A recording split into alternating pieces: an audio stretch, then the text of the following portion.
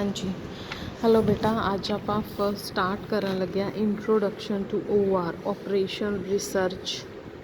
ठीक है, इनू शॉर्ट फॉर्म ਦੇ ਵਿੱਚ OR ਕਿਹਾ ਜਾਂਦਾ ਹੈ। ਆਪਰੇਸ਼ਨਲ ਰਿਸਰਚ ਕੀ ਹੈ ਤੁਹਾਡੀ ਇੱਕ ਤਰ੍ਹਾਂ ਨਾਲ operation research is the systematic ਔਰ analytic approach to the problem solving and decision making. ਮਤਲਬ ਜਿੱਥੇ ਵੀ ਕਦੀ ਡਿਸੀਜ਼ਨ ਮੇਕਿੰਗ ਦੀ ਜ਼ਰੂਰਤ ਪਏ ਜਾਂ problem solving the, for example ਇੱਕ ਕੰਪਨੀ ਹੈ, ਕੰਪਨੀ ਦੇ ਵਿੱਚ 2 ਜਾਂ 3 ਮਸ਼ੀਨਸ ਜਿਹੜੀਆਂ ਵੈ ਉਹ ਸੇਮ ਪ੍ਰੋਡਕਟ ਦੇ ਲਈ ਯੂਜ਼ ਕੀਤੀਆਂ ਜਾਂਦੀਆਂ ਵੈ, ਤਾਂ ਤੁਸੀਂ ਔਰ ਇੱਕ ਜਾਂ ਇੱਕ ਤੋਂ ਜ਼ਿਆਦਾ ਪ੍ਰੋਡਕਟ ਨੂੰ ਬਣਾਉਣ ਦੇ ਲਈ ਮਸ਼ੀਨਸ ਯੂਜ਼ ਕੀਤੀਆਂ ਜਾਂਦੀਆਂ, ਤਾਂ ਤੁਹਾਨੂੰ ਇੱਥੇ ਡਿਸੀਜਨ ਲੈਣਾ ਪੈਂਦਾ ਕਿ ਤੁਹਾਨੂੰ ਕਿਹੜਾ ਪ੍ਰੋਡਕਟ ਕਿੰਨੀ ਕੁਆਂਟਿਟੀ ਦਾ ਪ੍ਰੋਡਿਊਸ ਕਰਨਾ ਚਾਹੀਦਾ ਜਿਹਦੇ ਨਾਲ ਤੁਹਾਡਾ ਪ੍ਰੋਫਿਟ ਮੈਕਸਿਮਮ ਹੋਵੇ ਔਰ ਕੋਸਟ ਜਿਹੜੀ ਹੈ ਮਿਨੀਮਮ ਹੋਵੇ। ਫॉर एग्जांपल ਉੱਧਰੋਂ ਤੁਹਾਡੇ ਕੋਲ ਲੇਬਰਰਸ ਵੀ ਹੈਗੇ ਆ, ਉਧਰੋਂ ਮਸ਼ੀਨਸ ਵੀ ਹੈ, ਤਾਂ ਤੁਸੀਂ ਡਿਸਾਈਡ ਕਰਨਾ ਕਿ ਤੁਹਾਨੂੰ ਕਿਹੜੇ ਵਾਲਾ ਆਪਸ਼ਨ ਚੂਜ਼ ਕਰਨਾ ਚਾਹੀਦਾ। ਲੇਬਰਸ ज़्यादा लगाने चाहिए या मशीन्स ज़्यादा तो ज़्यादा लगानियाँ चाहिए ताकि ਤੁਹਾਡਾ प्रॉफिट जो है मैक्सिमम होए और कोस्ट हमेशा की होनी चाहिए minimum. So it operational research uses techniques and statistics to arrive at the optimal मतलब जोड़ा बिल्कुल ही कह लो कि up to the mark solution होए कि उस तो वधिया सोल्यूशन होर किते नहीं होना हो सकता। ऑप्टिमल हो जाए या नियर ऑप्टिमल ਜਾਂ ਉਹਦੇ बहुत ज़्यादा नज़दीक ਅਸੀਂ ऑप्टिमल सोल्यूशन ਦੇ पहुँच जाइए ਜਿਹੜੀਆਂ कि बहुत सारिया कॉम्पलैक्स प्रॉब्लम्स ਹੁੰਦੀਆਂ। ठीक है, it is typically concerned with determining the जिथे भी कभी मैक्सिमम प्रॉफिट डिटर्मिन करना होए, सेल मैक्सिमम किस तरह होएगी, आउटपुट मैक्सिमम किस तरह होएगा, क्रॉप्स यील्ड मतलब फसलां तुहाडियां मैक्सिमम तुसीं प्रॉफिट किस तरह लै सकदे हो, किन्ने बीज किन्ने अमाउंट दे विच तुहानूं डालने चाहिए है, लॉस नूं मिनिमम किस तरह रिस्क किया जा सकता है, रिस्क नूं मिनिमम किस तरह किया जा सकता है, कोस्ट जिहड़ी तुहाडी लगदी पई है लागत उहनूं मिनिमम किस तरह किया जा सकता है, और टाइम घट तो घट कितना टाइम जोड़ा तुसी मतलब लगा सकते हो ताकि तुहानूं प्रॉफिट मैक्सिमम होए।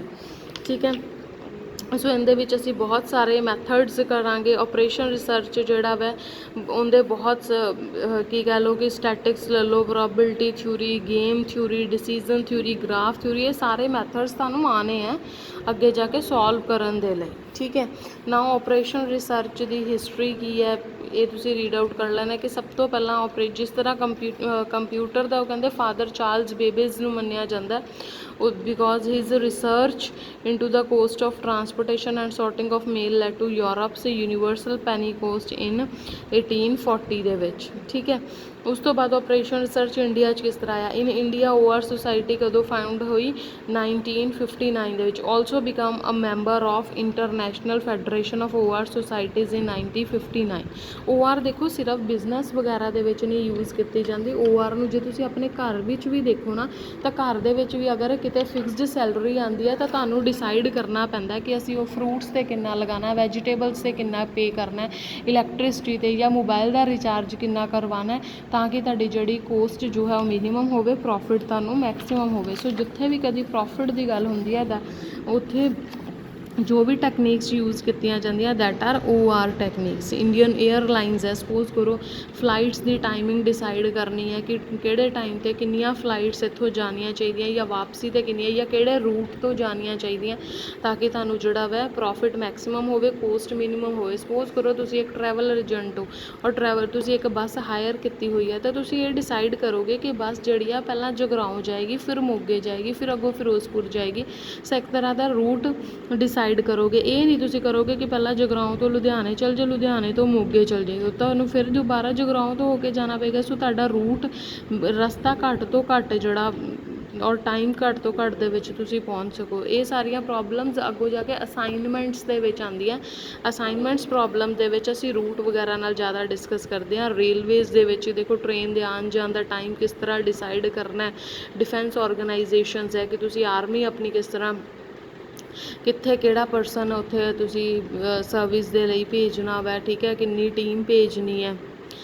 ਟੈਲੀਫੋਨਸ ਦੇ ਵਿੱਚ ਵੀ ਜੋ ਕਰਦੇ ਆ, ਕਾਲ ਸੈਂਟਰ ਦੇ ਵਿੱਚ ਜੋਬ ਕਰਦੇ ਆ, ਜਾਂ ਫਲਿੱਪਕਾਰਟ ਜਾਂ ਐਮਾਜ਼ੋਨ ਕਸਟਮਰ ਕੇਅਰ 'ਤੇ ਤੁਸੀਂ ਕਾਲ ਕਰਦੇ ਹੋ, ਤਾਂ ਉਹਨਾਂ ਨੇ ਵੀ ਕਿਤੇ ਨਾ ਕਿਤੇ ਇੱਕ ਮੈਥਡ ਅਪਲਾਈ ਕੀਤਾ ਹੁੰਦਾ ਕਿ ਪਹਿਲਾਂ ਕਿਹੜੀ ਕਾਲ ਕਿਸ ਤਰ੍ਹਾਂ ਰਿਸੀਵ ਕਰਨੀ ਹੈ, ਫਸਟ ਕਮ ਫਸਟ ਵਾਲਾ ਦੇਣਾ ਹੈ, ਜਾਂ ਕਿੰਨੇ ਪਰਸਨਸ ਤੁਸੀਂ ਹਾਇਰ ਕਰਨੇ ਆ, ਕਿਸ ਤਰ੍ਹਾਂ ਕਾਲਸ ਤੁਸੀਂ ਜਿਹੜੀਆਂ ਹੈਂਡਲ ਕਰਨੀਆਂ ਸਾਰੀਆਂ। ਸੋ ਇਹ ਸਾਰਾ ਆਪਰੇਸ਼ਨ ਰਿਸਰਚ ਦੇ ਨਾਲ ਹੁੰਦਾ, ਠੀਕ ਹੈ। ਆਪਰੇਸ਼ਨ ਰਿਸਰਚ ਦੀ ਇਹਨਾਂ 'ਚੋਂ ਤੁਸੀਂ ਕੋਈ ਵੀ ਡੈਫੀਨੇਸ਼ਨ ਕੱਢ ਸਕਦੇ ਹੋ। ਅਗਰ ਜਾਂ ਤਾਂ ਤੁਸੀਂ ਆਹ ਵਾਲੀ ਕਰ ਲਓ, operation research is the art of giving bad answers to the problems which otherwise have worse answers.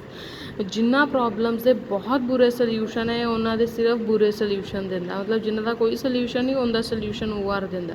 Operation research is a scientific approach to the problem solving for executive management, ਠੀਕ ਹੈ।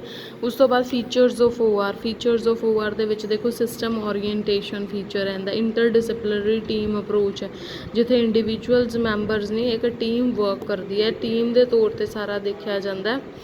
ਸਾਇੰਟੀਫਿਕ ਅਪਰੋਚ ਹੈ, ਇਹਦੀ decision making ਹੈ।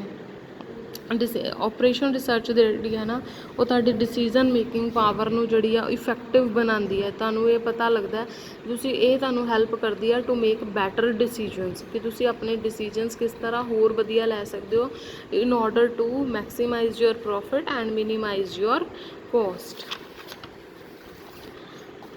Next ਆ ਜਾਂਦਾ use of computers. Operation research often requires the computer to solve the complex mathematical model or perform a large number of computations. ਉਹ ਕਹਿੰਦੇ ਕਈ ਵਾਰ ਕੰਪੀਟੀਸ਼ਨਸ ਜਿਹੜੀਆਂ ਬਹੁਤ ਲਾਰਜ ਹੋ ਜਾਂਦੀਆਂ, ਜਾਂ ਜਿਹਦੇ ਲਈ ਤੁਹਾਨੂੰ ਕੰਪਿਊਟਰ ਦੀ ਜ਼ਰੂਰਤ ਪੈਂਦੀ ਹੈ।